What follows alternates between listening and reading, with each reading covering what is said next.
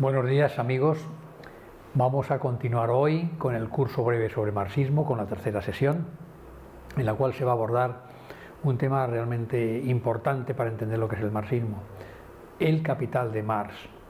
¿Qué es y qué dice? La realidad es que es un texto, el Capital de Marx, que se compone de 3 libros. El último inclusive ya fue publicado después de la muerte de Marx, fue publicado por Engels, y es un texto realmente difícil de leer, que muy pocas personas en la práctica han leído. El Capital de Marx se dice que es la Biblia del marxismo. Bueno, pues la Biblia del cristianismo estoy seguro que la ha leído un porcentaje de cristianos mucho más alto que el porcentaje de marxistas que han leído el Capital de Marx, porque realmente es bastante pesado y difícil y confuso de entender. Por ello, lo que vamos a intentar es extraer las ideas básicas del Capital de Marx y a continuación esas ideas básicas vamos a irlas explicando. Una vez explicadas las ideas básicas, vamos a irlas fundamentando en las citas literales del Capital de Marx que iremos proyectando en la pantalla. Recordaros, como siempre, que podéis pedirme esta presentación que voy a hacer.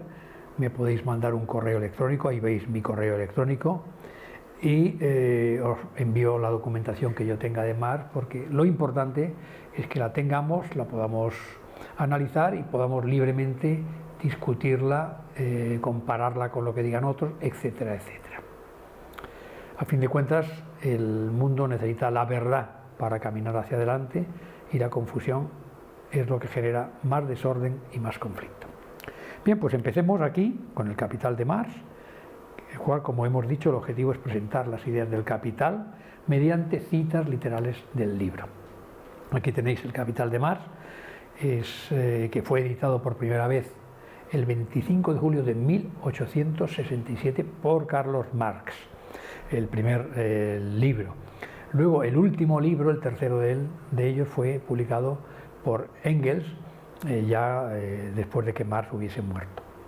Y yo las citas que os presento aquí hacen referencia a la edición de la editorial Acal de Madrid de 1976. Esto que veis aquí es el libro de la editorial Acal, en el cual aparecen 8 tomos, y esto es porque el libro 1 se ha subdividido en 3 tomos, el libro 2 en 2 tomos y el libro 3 en 3 tomos, para hacerlo más llevable, porque si no sería un volumen realmente grande y difícil de manipular, de usar. Vamos a entrar en el Capital de Marx. Lo primero que llama la atención es que en el propio prólogo de Marx dice Marx: no he regateado esfuerzos en exponer de un modo más claro y accesible a las masas populares lo que concierne al análisis del valor. Bien, por tanto, salvo la sección dedicada a la forma de valor, de la cual hablaba hace un momento, nadie podrá acusar a este libro de ser difícil de entender. Bueno, los hechos son testarudos y la realidad es que este libro es difícil de entender y poca gente lo ha terminado de leer. Marx, aquí hay unas frases dentro del tema del prólogo de otros autores que Marx mismo recoge, y dice: Marx concibe el movimiento social como un proceso histórico natural regido por leyes que no sólo son independientes de la voluntad, la conciencia y la intención de los hombres, sino que además determinan su voluntad, su conciencia e intenciones, que es una afirmación muy importante de Marx. Y esto, Marx en este texto dice que esta frase, que es de otro, es una frase muy acertada. Por otra parte, el propio Marx, en su prólogo también dice: mi método dialéctico no es sólo fundamentalmente distinto del método de Hegel, sino que es en todo y por todo la antítesis de él, tema que también es muy importante, puesto que él fue discípulo, digamos, de la filosofía de Hegel, de la dialéctica, pero que creó una dialéctica que, como el propio Marx reconoce, es totalmente antitética a la de Hegel, como ya veremos más adelante. ¿Cuál es el resumen del Capital? El Capital tiene tres temas grandes: la teoría del valor-trabajo, la teoría de la plusvalía y las tres leyes de la economía capitalista. De cada una de ellas, lo que vamos a hacer va a ser, en primer lugar, explicar en qué consiste la teoría del valor-trabajo. Es un resumen que he preparado yo. Y a continuación, una vez presentado este resumen, irlo justificando con las frases literales de Marx, para que nadie pudiese decir que este resumen es un resumen que no corresponde con Marx y que es invención del que aquí ahora os habla. Lo mismo haremos con la teoría de la plusvalía y con las tres leyes de la economía capitalista. Vamos a ver cuál es el resumen del pensamiento marxista sobre la teoría del valor-trabajo. Toda mercancía tiene un valor de uso en la medida en que satisface necesidades humanas, una silla para sentarse, y un valor de cambio o precio de mercado, que es el precio con el cual se puede adquirir la silla. El valor de uso de cada mercancía se manifiesta en el precio de mercado, según Marx, y todas las mercancías tienen en común ser productos del trabajo humano. ¿Cómo se mide la cantidad de trabajo humano que encierra cada mercancía? Por el tiempo de trabajo empleado para producirla. Pero claro, uno diría, no todos los carpinteros producen la misma silla en el mismo tiempo, unos son más hábiles y otros menos. Y entonces Marx lo que dice, no, lo que hay que computar no es el tiempo de trabajo individual de cada uno en producir la silla, sino el tiempo de trabajo medio que se suele emplear. Hay, por otra parte, distintos tipos de trabajo, el sastre, el carpintero, etc. ¿Cómo comparar los distintos tipos de trabajo? Dicen, ¿vale lo mismo el trabajo que crean cada uno de ellos en una hora? No. Pero ¿cómo comparar el valor de cada trabajo? En el fondo todos son trabajos, si bien unos necesitan haber dedicado más tiempo a formarse que otros. Este tiempo de formación para ser sastre, para ser ingeniero, para ser lo que sea, se acumula al valor de tu hora de trabajo, puesto que es un tiempo previo a la producción de mercancías y que tú has necesitado para llegar a formarte. Ese tiempo de formación hace que un tipo de trabajo simple, que de un tipo de trabajo simple se pase a tipos de trabajo más complejos, y cambia el valor que cada tipo de trabajo, el simple y cada uno de los tipos de trabajo complejo, aporta en una hora. ¿Cómo saber el valor de cada tipo de trabajo? Entonces Marx lo que te viene a decir es que el valor de los distintos tipos de trabajo humano se puede comparar viendo el valor de las mercancías que produce cada uno, el valor de las mercancías que se obtiene al vender las mercancías. Yo vendo el precio que yo produzco mi silla y yo vendo el precio en el cual esta persona vende su traje, el traje que ha elaborado el sastre, y en función de esos precios pues yo puedo comparar cuánto vale la hora mía y la hora del sastre desde el punto de vista de valor. ¿Cuál es valor al final de una mercancía? El trabajo invertido para su producción. ¿Y cómo se mide el valor? Pues mediante el tiempo de trabajo empleada para producirla. Vamos a ver las frases del Capital que avalan esto. En primer lugar, la mercancía es en primer término un objeto externo, una cosa apta para satisfacer necesidades humanas de cualquier clase que ellas sean. Y la utilidad de un objeto lo convierte en valor de uso.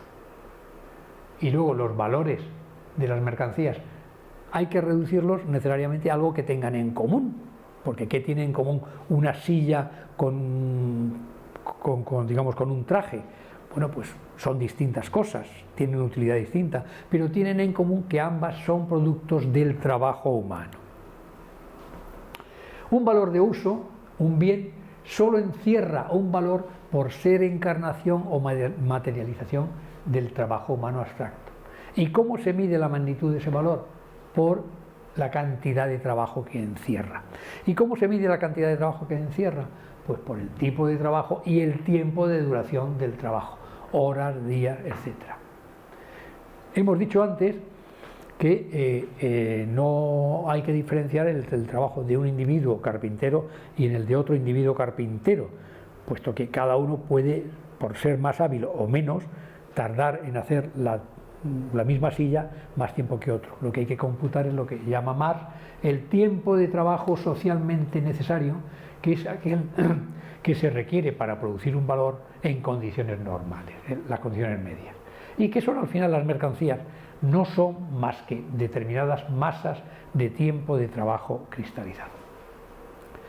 Y aquí dice Marx, lo que antes hemos comentado, que el trabajo del sastre y del tejedor tienen en común el que ambos son trabajo humano, que sería el elemento que da unidad a ambos. La magnitud del valor de la mercancía no se regula por el cambio, sino al revés, este se haya regulado por la magnitud de valor de la mercancía. Es una cosa interesante.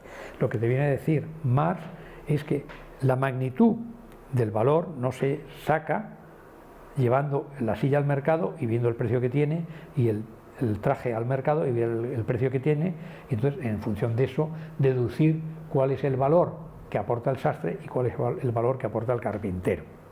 Marx dice no, el valor que va a aparecer en el mercado depende de la magnitud de valor de la mercancía, la cual depende del tiempo de trabajo.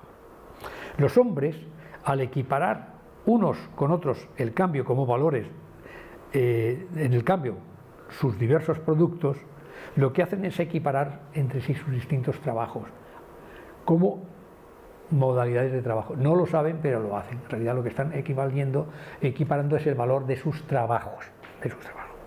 La determinación de la magnitud del valor por el tiempo de trabajo es, por tanto, el secreto que se esconde detrás de las mercancías. Y es lo que va a dar lugar a las oscilaciones de valores de las mercancías. El valor de cambio no es más que una determinada manera social que expresar el trabajo invertido en un objeto. Es decir, el precio de mercado lo que hace es, en realidad, expresar el trabajo social invertido en producir esa mercancía. Estos temas son afirmaciones de Marx y luego obviamente veremos si son ciertas o no, porque realmente el precio de mercado expresa el tiempo de trabajo invertido en producir algo, o tiene otros componentes importantes el precio de mercado que no son solamente el tiempo de trabajo invertido en producir esa mercancía. El trabajo humano invertido en las mercancías solo cuenta en cuanto se invierte de una forma útil para los demás. El problema se va a plantear en que no sabemos qué es útil para todos, porque para unas cosas, para unas personas es útil una silla roja y para otras personas es útil una silla azul, porque aunque las dos sirven para sentarse, le gusta más porque encaja más en su diseño, en la decoración de la casa, etcétera, etcétera. Por lo tanto, no está tan claro que la utilidad pueda ser comparable siempre, porque para cada uno la utilidad puede ser diferente. La mercancía se revela, el valor de la mercancía se revela en el precio. Por tanto, el precio de la mercancía no será más que el nombre en dinero de la cantidad de trabajo social materializado por ello. El valor de las mercancías, muy importante esto, aparece ya expresada en sus precios antes de que se lancen a la circulación. Sin embargo, este es un tema que ya veremos, es dudoso, porque ¿cómo establecer los precios? ¿Simplemente en función de la cantidad de trabajo y ya lo sabes antes de sacarlos a la venta? ¿O es realmente el mercado el que por distintas razones te va a dar el valor que asigna o que está dispuesto a pagar por la mercancía que tú has producido? Vamos a ver ahora la otra teoría, la teoría de la plusvalía, que es muy interesante. Marx lo que intenta explicar con la teoría de la plusvalía es de dónde obtiene el capitalista su ganancia.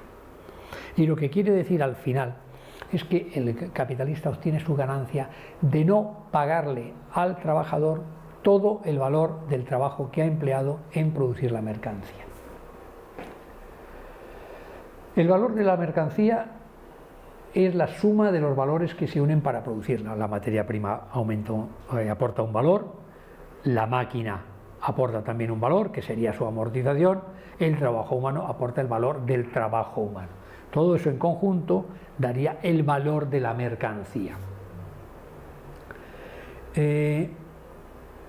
Ahora bien, en el caso del trabajo humano, lo que ocurre es que el trabajo humano aporta su valor, pero no se le paga todo el valor que aporta, sino solamente su salario.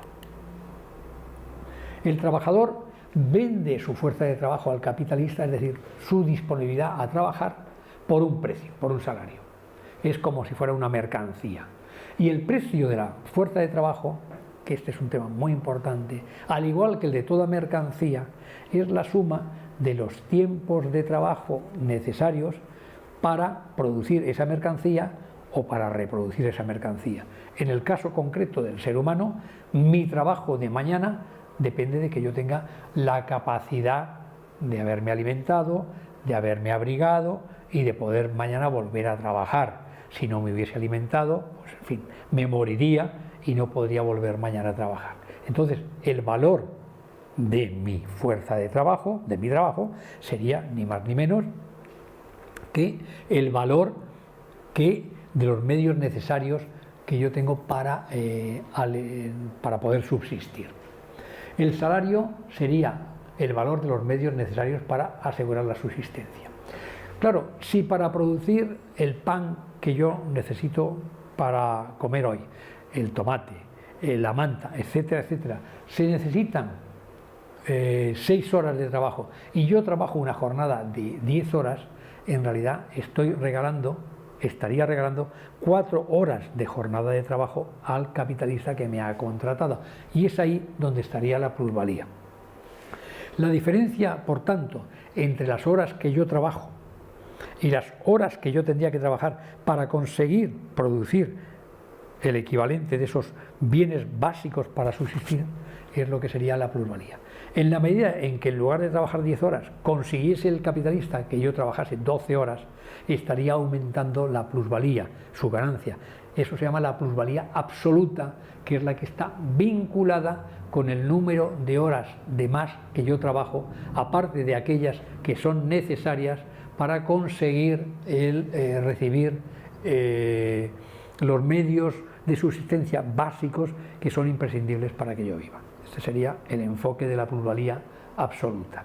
Claro, Marx se encontró con un problema, y es que observó que en muchas fábricas se conseguía aumentar la producción o el rendimiento disminuyendo el número de horas de trabajo. Entonces, si tú disminuyes, acortas la jornada y aumenta la producción o se mantiene la misma, el rendimiento, al final dices, ¿cómo es posible? ¿No era la longitud, la amplitud de la jornada lo que me permitía a mí obtener la plusvalía? Si ahora se recorta la jornada y yo sigo obteniendo plusvalía, ¿de dónde la saco? Y entonces Marx inventó la idea, el concepto de plusvalía relativa. ¿En qué consiste la plusvalía relativa? La idea de Marx es la siguiente: al aumentar la productividad general de la sociedad, resulta que lo que antes se tardaba para producir 1 kilo de pan, pues ahora es mucho menos. Y ahora, en lugar de necesitar 1 hora para producir 1 kilo de pan, se necesita media hora, es suficiente. Entonces, ¿qué pasa? Que como a mí lo que me tienen que dar es el equivalente a lo necesario para producir mis medios de subsistencia, pues entonces en lugar de darme el equivalente a 1 hora para el pan, me dan media hora, porque en realidad con media hora se ha producido el kilo de pan, que es lo que yo necesito para vivir. Entonces, ¿cuál sería la idea de la plusvalía relativa? La sociedad aumenta su producción. Al aumentar su productividad general, los medios necesarios para mi subsistencia bajan de precio, se abaratan, porque la sociedad se hace más productiva. Al abaratarse, a mí me pagan menos por mi fuerza de salario y, por tanto, como me pagan menos, pues hay más margen para la plusvalía que se lleva el capitalista. Y esto implicaría, obviamente, que el valor de la fuerza de trabajo o salario va disminuyendo constantemente, cosa que, si no es cierta, pues daría lugar a que se cuestione la teoría de la plusvalía relativa, como ya veremos después. Los primeros capitalistas que van introduciendo nuevas máquinas para aumentar la productividad, aumentan, digamos, las ganancias que ellos tienen, porque ellos, si hay un panadero que produce 1 kilo de pan en 1 hora, y yo como panadero introduzco unas máquinas que me permiten producir 1 kilo de pan en media hora, evidentemente yo puedo vender ese pan a un precio más barato, puedo vender más pan y al final gano más por haber introducido la máquina que aquel que no ha introducido la máquina. Y entonces estoy aumentando mis ganancias yo. Por otra parte, esa persona que no introduce nuevas máquinas porque no tiene dinero para comprarlos, como vende más caro, al final nadie le compra, al final se arruina y termina pasando a formar parte del proletariado. Por eso los precios más bajos reducen las ganancias de los capitalistas menos productivos. Y aquí tenemos, por último, las leyes de la economía capitalista. Para que no quedarse fuera de la competencia, los capitalistas tienen que poner en marcha dinero para comprar máquinas que les permitan ser tan productivos como otros capitalistas que ya las han introducido. Y entonces, al producir esos nuevos productos con mayor productividad, como el precio ha bajado, porque se abaratan teóricamente al disminuir el tiempo de trabajo necesario para producirlas, como hemos explicado en el caso del pan, al tener un sistema que permite producir en lugar de en 1 hora, en media hora el pan teóricamente se abarata. Entonces, según dice Marx, al abaratarse, pues al final resulta que mis ganancias, sean las que sean, son unas ganancias, inclusive pueden ser iguales que las anteriores, pero yo lo tengo que dividir para comparar el rendimiento de mi capital con la cantidad invertida en mi capital. Como he tenido que comprar nuevas máquinas que son costosas, pues al final el rendimiento es menor, es la misma cantidad de ganancia dividida por mayor capital máquinas, mayor capital invertido, pues resulta que al final gano un porcentaje menor. Y es lo que dice Marx, que se produciría como ley del futuro capitalista, que es una tendencia decreciente a disminuir la tasa de rendimiento del capital invertido. Esa sería la primera ley de Marx, la tendencia decreciente de la tasa de beneficio del capital. Por otra parte, ¿qué ocurrirá? Habrá capitalistas pequeños que no tengan capacidad para invertir más porque no tienen crédito o no tienen dinero. Y entonces, ¿qué pasará? Se arruinarán. Como no pueden vender a los precios más bajos que venden sus competidores, ellos al final se arruinarán y pasarán a formar parte de las filas del proletariado. Se producirá entonces un proceso que es el de concentración creciente de capital en menos manos. Cada vez habrá menos capitalistas que concentrarán más capital y los demás capitalistas se irán arruinando y pasarán a ser proletarios. Y por otra parte hay otra ley de la marxista, que es la siguiente: al aumentar la productividad industrial, pues cada vez serán necesarios menos empleados. Si el pan antes lo empleaba 1 hora de empleado para producirlo y ahora con media hora produzco el mismo kilo de pan, pues evidentemente me sobran la mitad de empleados. Entonces, ¿qué pasará con esos empleados? Pues que se irán al paro, al desempleo, estarán dispuestos inclusive a cobrar por debajo de su fuerza de trabajo un salario de miseria, y al final lo que nos encontraremos en la sociedad será pues una gran masa de proletarios totalmente empobrecidos y una pequeña masa de capitalistas súper ricos. ¿Qué ocurrirá en ese momento? Evidentemente se producirá una explosión. La gente deseando comer, la gente deseando tener cosas y no teniendo más que paro, más que desempleo, más que miseria, pues producirán una revolución que será la revolución proletaria y acabarán con el sistema burgués vigente. Vamos a ver aquí las palabras del Capital de Marx relativas a la plusvalía. Entendemos por capacidad o fuerza de trabajo el conjunto de las condiciones físicas y espirituales que el hombre pone en acción para producir valores de uso de cualquier clase. Otra frase, la fuerza de trabajo, es decir, yo como empleado vendo mi fuerza de trabajo al capitalista que me utilizará mi fuerza de trabajo. La fuerza de trabajo solo puede aparecer en el mercado como una mercancía ofrecida y vendida por la persona a quien pertenece, por mí mismo. El valor de la fuerza de trabajo, como el de cualquier otra mercancía, se determina por el tiempo de trabajo necesario para su producción. Y el tiempo necesario para que yo mañana pueda volver a hacer el mismo trabajo que hoy consiste en el valor de los medios de subsistencia necesarios e imprescindibles para que yo mañana pueda estar aquí de nuevo, que haya comido, que haya bebido, que haya tenido una manta, que haya tenido una cama, que haya tenido una ropa, y ya pues con esto ya está. Los medios necesarios de subsistencia imprescindibles para que yo pueda volver mañana al trabajo. La suma de víveres y medios de vida habrá de ser por fuerza suficiente, nada más que suficiente, para mantener al individuo.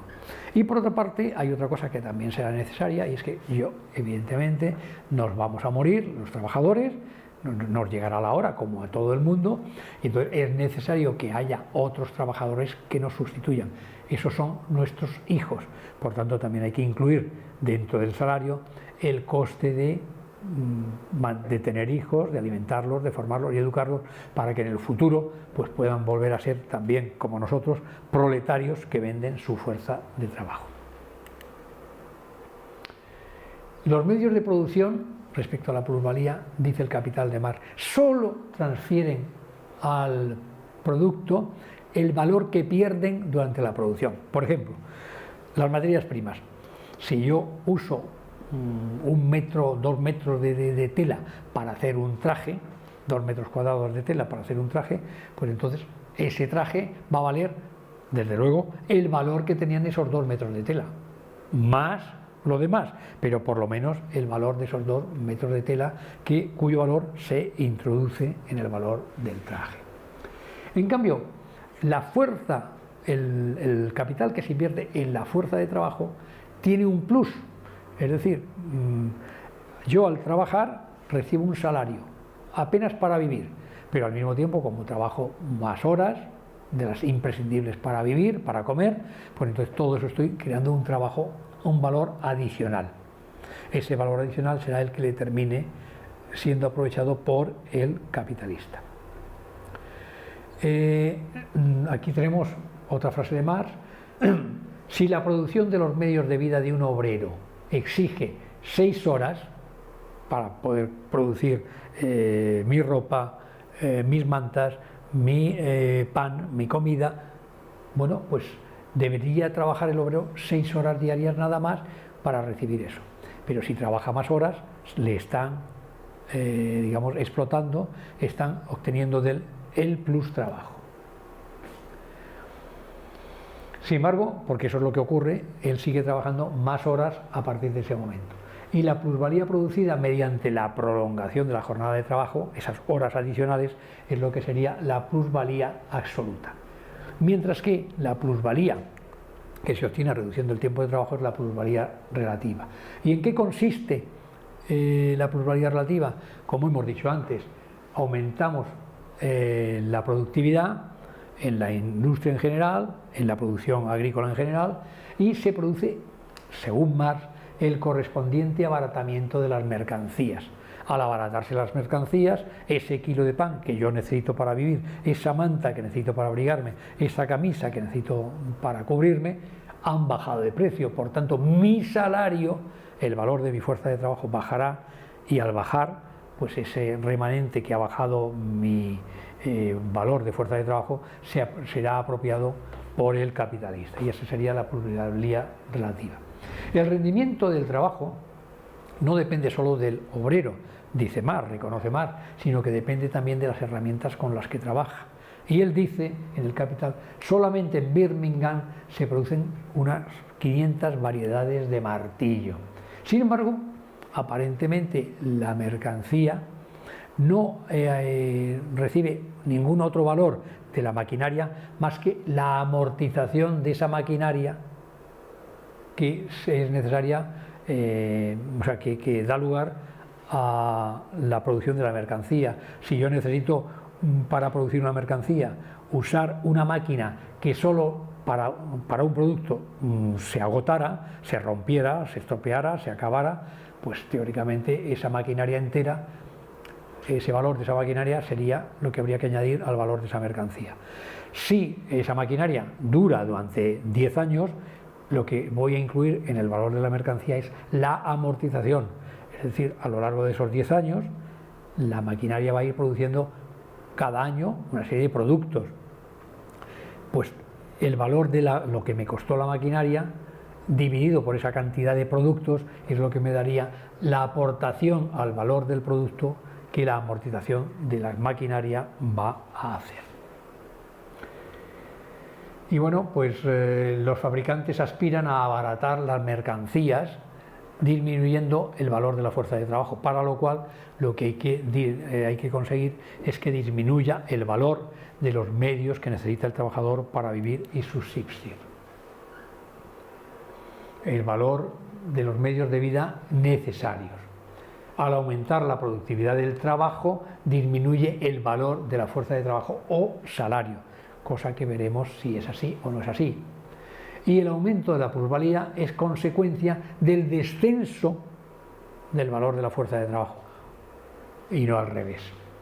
Y el valor de la fuerza de trabajo, como hemos dicho antes, depende del valor de los medios de subsistencia. Si el valor de los medios de subsistencia disminuye porque la productividad general ha aumentado y es necesario menor tiempo de trabajo para producir el kilo de pan, pues al disminuir este valor de los medios de subsistencia, pues depende, el salario también me va a disminuir. El capitalista se apropia de la plusvalía, pero también hay otros que se apropian de la plusvalía, como son el prestamista, el terrateniente, etc. El capital constante tiende a aumentar en relación al capital variable, que es el empleado para pagar al trabajador. Por lo que hemos dicho antes, es decir, hay que aumentar el número, las máquinas que tienes para conseguir ser tan productivo como tus competidores, y el capital, digamos, constante aumenta. Y entonces, bueno, pues cada vez hay que dividir la ganancia sobre ese capital para ver la tasa de interés de la ganancia, y como el denominador, el capital máquina, ha aumentado, pues al final el resultado, la tasa de ganancia, es menor. Los capitales más grandes desalojan a los chicos y los chicos pasan a arruinarse. Y en la producción, al ser cada vez más productiva, sobran empleados y hay una población obrera excesiva para las necesidades del trabajo. El obrero invierte la mayor parte o la totalidad en medios de subsistencia. Esto es una afirmación que dice el Capital de Marx, ahí veis las páginas. Y bueno, los edificios aportan su amortización, etcétera, etcétera. El valor contenido en una mercancía es igual al tiempo de trabajo que cuesta su producción y que se divide en trabajo pagado, que es la fuerza de trabajo, el salario, y el trabajo no retribuido, que es las otras horas excedentes que el obrero, el trabajador, le regala, entre comillas, al capitalista. Y en esa economía capitalista, pues todo son maldades: hacinamiento de los obreros, maquinaria peligrosa, omisión de medidas de prevención, ausencia de medidas encaminadas a humanizar. Todo esto son frases de Marx, que solo ve en las industrias pues esta situación, y que también habría que compararlas realmente con la realidad de hoy en día. El salario medio siempre sería el equivalente a al coste de los productos necesarios mínimos para vivir, y bueno, pues esto sería básicamente la situación. Las mercancías, cuando se venden por su valor comercial, por su auténtico valor, es porque la demanda y la oferta coinciden. Es decir, no es que la demanda y la oferta sean las que nos permiten detectar el valor de la mercancía, sino que cuando las mercancías se producen en cantidad suficiente y se venden por su valor, entonces qué casualidad resulta que la demanda y la oferta coinciden.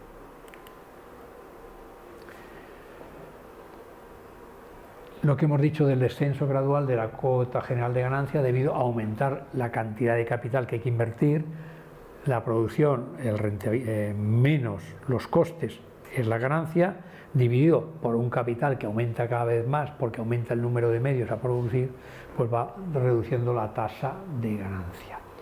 La superpoblación obrera va provocando cada vez más una mayor población proletarizada, pobre.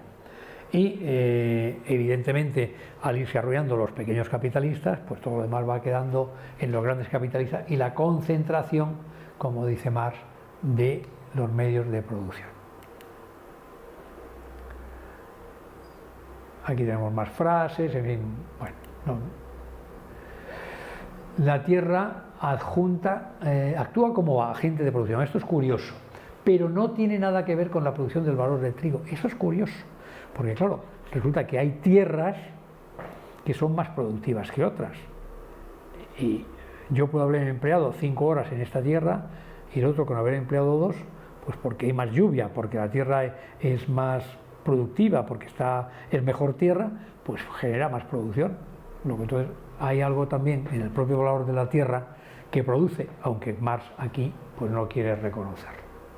Y luego al final Marx en el libro 3, tomo 3, termina diciendo cosas muy bonitas, tales como que el reino de la libertad solo empieza donde termina el trabajo impuesto por la necesidad y por la coacción de los fines externos, lo cual suena muy bien, pero ¿qué aplicación ha tenido en las dictaduras comunistas? Bueno, ya lo veremos.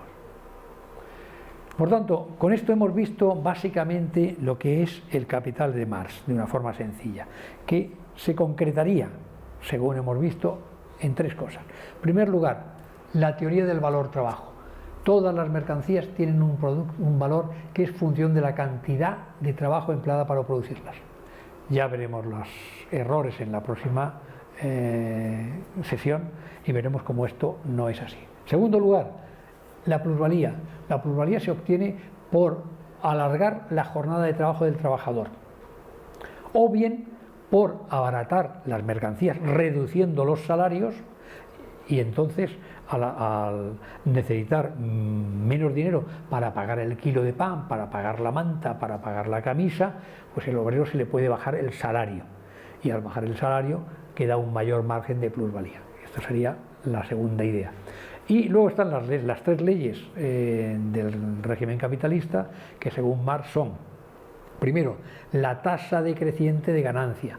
Como tenemos que aumentar la inversión en máquinas, pues la rentabilidad de una explotación hay que dividirla, el beneficio hay que dividirlo entre un capital mayor, más costoso, por tanto la tasa de rendimiento de ese capital es cada vez menor. Segundo, la concentración de capital. ¿Por qué? Pues porque los capitalistas tienen que invertir para competir con sus competidores, pero si no tienes dinero suficiente o no tienes crédito, te arruinas. Entonces van quedando menos capitalistas con el capital concentrado. Y tercero y último, la superpoblación obrera. Todos esos capitalistas que se han arruinado pasan a formar parte de la masa proletaria. Y por otra parte, como la productividad aumenta, pues cada vez se necesita menos gente. Al necesitarse menos gente, esas personas forman parte del proletariado desempleado que vive en circunstancias míseras, que inclusive está dispuesto a trabajar por debajo de los medios necesarios para subsistir, y este es lo que va cada día aumentando. Con lo cual al final nos vamos a encontrar con un pequeño grupo de capitalistas y una población numerosísima de proletarios desocupados que viven en condiciones de miseria, y obviamente esto va a llevar a la revolución. Esta sería la idea del capital de Marx, muy largo, pero que al final se resume en esto que os digo. Bien, pues nada más. En la cuarta sesión vamos a presentar los errores del marxismo y en la quinta sesión vamos a presentar una alternativa al marxismo. Muchas gracias por vuestra atención y, como sabéis, podéis pedirme este PowerPoint o el material que tengo sobre marxismo escribiéndome un email a esta dirección a la cual también, si queréis, podéis enviarme vuestras preguntas, vuestro deseo de comentar cosas y podemos intercambiar. Muchas gracias.